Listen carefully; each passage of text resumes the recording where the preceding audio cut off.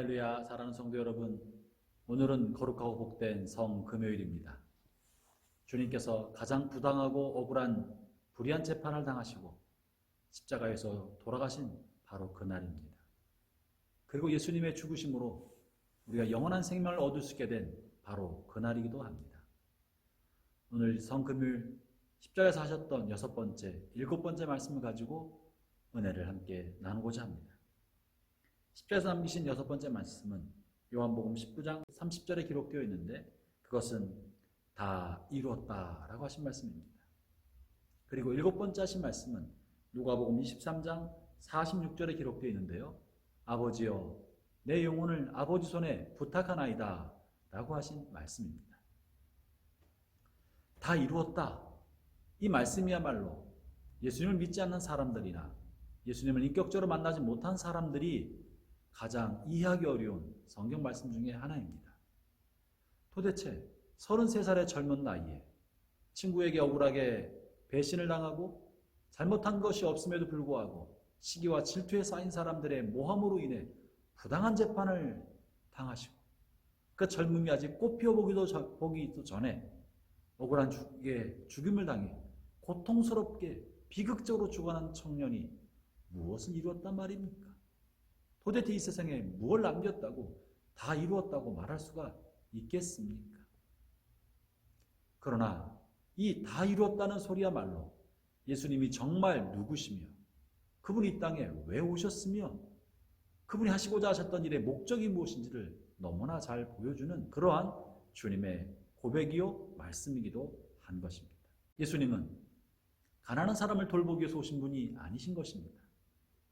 예수님은 이 세상을 좀 더 살기 좋은 세상으로 만들려고 오신 것이 아니라는 것입니다. 예수님은 많은 사람들에게 좋은 삶의 본을 보여주고 인류의 모범처럼 좋은 가르침을 주시는 선생님으로 오신 것이 아니라는 것이죠.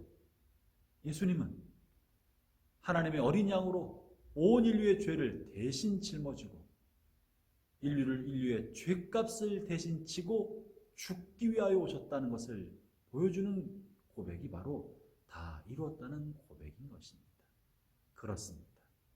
주님은 우리의 죄값을 지시고 죽기 위해 오신 것입니다.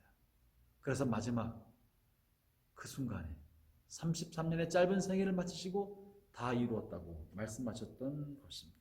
그리고 자신의 생애를 주님께 의탁하면서 이제 마지막 숨을 거두시면서 내 영혼을 아버지 손에 부탁드립니다 라는 말씀을 남기시고 운명하셨습니다. 예수님은 사람들에게 버림받고 배신당했을 뿐만 아니라 창조주요 아버지 되신 하나님으로부터도 버림을 받았습니다. 외면을 당하셨습니다. 그럼에도 불구하고 예수님은 그 하나님을 의지하면서 하나님께 자신의 영혼을 부탁드렸던 것입니다. 하나님께서 자신을 살려두시든지 아니면 영원한 지옥의 음부에 던져놓으시고 영원한 어둠과 죽음에 방치시키시든지 전적으로 하나님의 손에 자신을 맡겨드린다고 고백한 것입니다. 형제자매 여러분, 여러분의 생애는 어떻습니까? 우리는 조금 잘한 것 가지고 내 의를 내세우겠다고, 내가 한 선을 내세우겠다고 이 일이 이루어져야 된다고 몸부림치고 있지는 않습니까? 내 뜻대로 일이 안 될 때 하나님께서 이렇게 해달라고 강요하고 있지는 않습니까?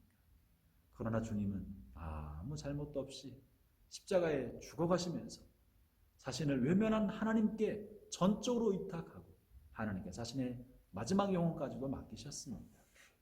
형제자매 여러분, 이것이 진짜 신앙입니다. 참 신앙이란 하나님에 대한 전적인 신뢰인 것입니다. 하나님의 절대 주권에 관한 절대적인 신뢰, 이것이 믿음인 것입니다.